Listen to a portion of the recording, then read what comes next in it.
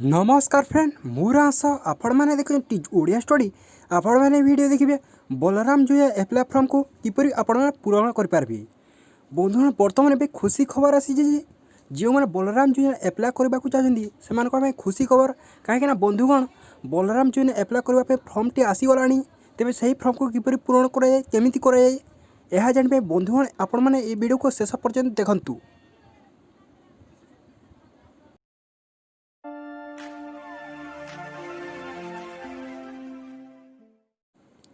बंधुगण जो मैंने प्रथम थर कर मो चैनल को आसिक सब्सक्राइब करूँ जहाद्वारा आपण मैंने लेटेस्ट वीडियो पाइपर।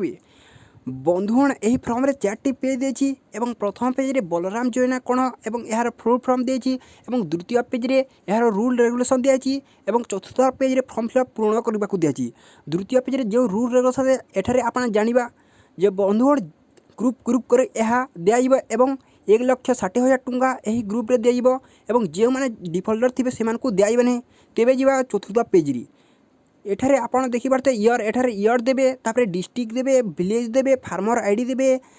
कालिया योजना आईडी देबे ब्लॉक देबे ग्राम पंचायत देबे तापरे एठारे देखि पारथिबे name of the land owner